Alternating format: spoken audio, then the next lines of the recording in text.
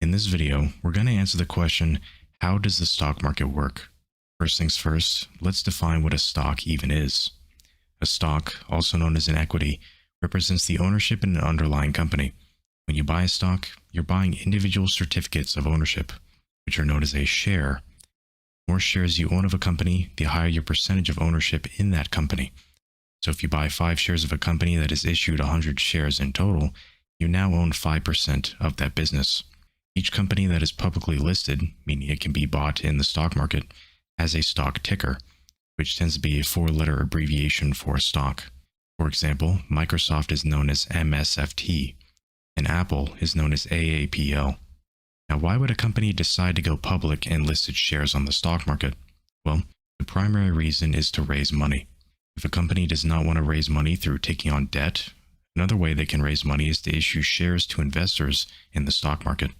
If a company sells 1 million shares of its stock to investors for a price of $1, 1 times 1 million, they just raised $1 million that they can use to grow their company. Of course, we as investors buy those shares if we think the company is undervalued. So we would buy those shares at $1 if we thought the company was really worth $5 per share. As the company grew in value, then so would our shares, so we make money. Being a publicly listed company means it's in the best interest of that company to make shareholders happy, aka us. The main way a company will do that is ultimately through making you money. Although some companies are better at that than others, and this is what you need to research. A stock can make you money in 3 primary ways. 1, they can grow the company's earnings or profits, meaning the company is making more money, and that causes the value of the company to increase, so your shares will increase in value as well.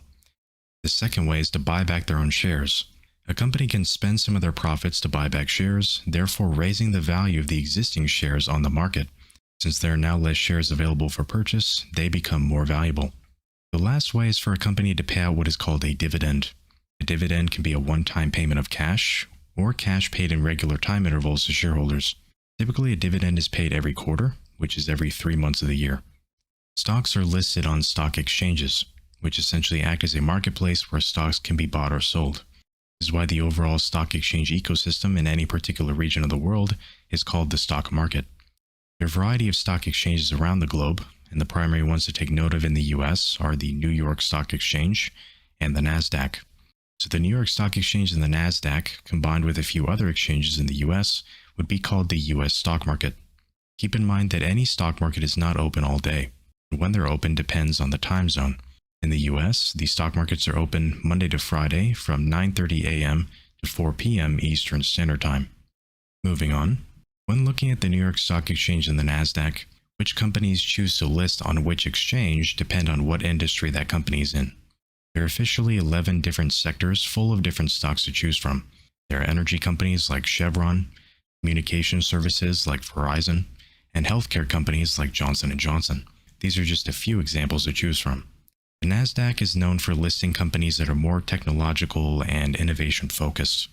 By contrast, the New York Stock Exchange is known for listing more established and safer companies. There are other factors, but these are some of the main ones to consider. A company's size can also contribute to which exchange it can be listed on. Here's a list of all the different sizes of companies you can find in the public markets, according to FINRA. Mega-cap stocks have a market value of $200 billion or higher. Large-cap stocks have a market value between $10 and $200 billion.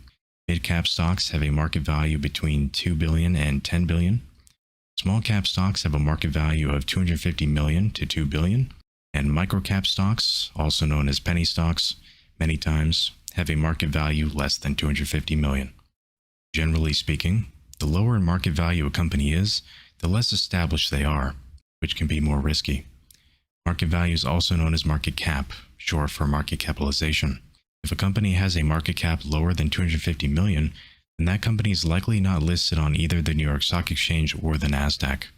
And I'll go over where those companies end up trading in another video. That's a whole different topic. The stock market also has something called an index, which is a grouping of companies that is used to represent a portion of the financial markets. The performance of that index is decided by the change in value of the underlying companies within it. For example, the most popular index in the United States is called the Standard & Poor's 500, or the S&P 500. Other popular indexes include the Dow Jones Industrial Average and the NASDAQ Composite. The S&P 500 is the most popular because it is seen as the most comprehensive of the exchanges. It consists of a grouping of the 500 leading publicly traded companies in the US. Because it tracks so many companies, it can generally tell you how most stocks in the stock market are likely behaving at any given time. As you can see, the S&P has been up over the past 5 days, which means that the majority of the stocks in the stock market have likely gone up over that same time. On average, the US stock market has one of the highest return rates in the globe, only being beaten by Australia. Stocks are also not the only type of security that trades on stock markets, as funny as that sounds. And a security is a tangible financial asset that holds monetary value. This includes stocks, but it also includes index funds, exchange-traded funds, and mutual funds. Let's go over the differences. Index funds track the performance of the indexes. Since you can't buy an index itself, there are funds like VOO, which is Vanguard's fund, that tracks the S&P 500 for you.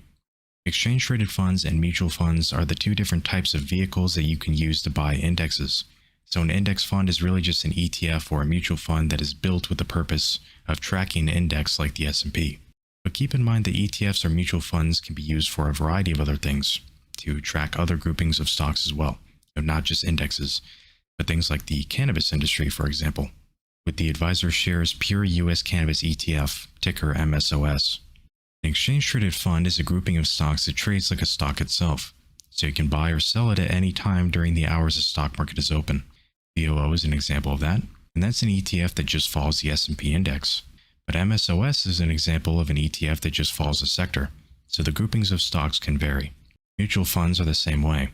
They can track an index, or are oftentimes actively managed by a fund manager that's making a variety of different investments. The primary difference between an ETF and a mutual fund is that mutual funds can only be bought or sold once per day, at the end of the trading day. ETFs can be bought or sold all day.